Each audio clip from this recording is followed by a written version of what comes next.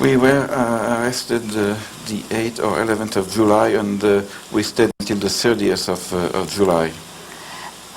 Were you reasonably fed? No, no.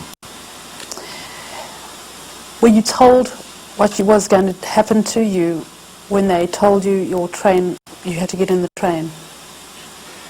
No, because everything was rough. We were manhandled. You know, they just came in and say get information or whatever they say in German. Naturally, some people in the group were born in Germany, so they understood German, so they told us what to do, and we were just kind of rounded up and put in buses and stuck into the station where the train was waiting for us. And how long was it until you reached your destination? Well, it took a week. It took 1 week. Now, the train itself was made up of, in French we say 40 hommes and 8 chevaux. That is the material handling cars, you know, not with benches. So it was just, again we had to sleep or sit on the straw. Now, at the last minute, one religious organization, the Quaker, managed to give us a pail of rice.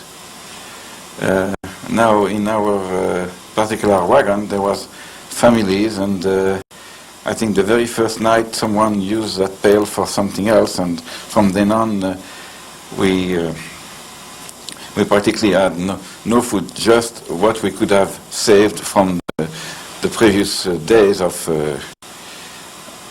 food that given to us, and that was really not much.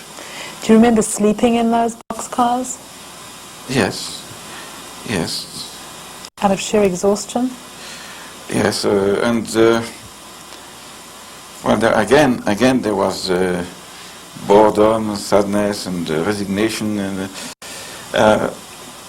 the train would stop once in a while, and at one time we stopped. I can't guarantee. I think it was in Dijon. I'm not sure, and they would allow so many people at one time to get water or whatever, and somehow my father and myself went down, and without knowing it, we turned around the corner and we found ourselves all alone. We probably could have tried to escape then, but we knew for sure that my sister and mother would have been shot, plus maybe some other people from the...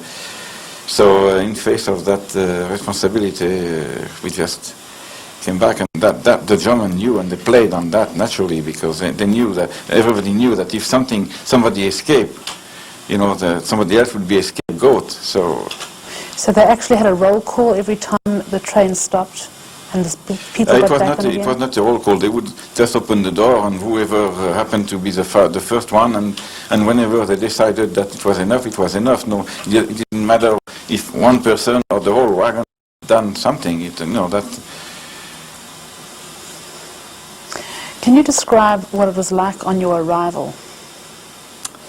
The train stopped, and the door opened wide, and there was some SS, two lineup of SS with dogs, and naturally the first man or the first two men that came out from our wagon, they just jumped and started to look around. They didn't have time to have a look. They were beaten right away with a stick, and the dogs started to growl. So naturally, and they had said they wanted all the men, so all the men knew what so we just jumped and ran.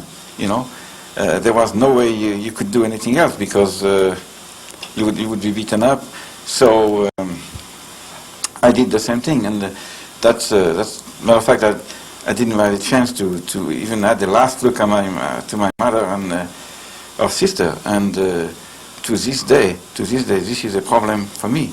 Whenever somebody is leaving my house, or when I live somewhere, I have to be there. I just, it brings those memory kind of, and I just have problem coping with that, especially when it is someone from my close family. If it's my son or something like that.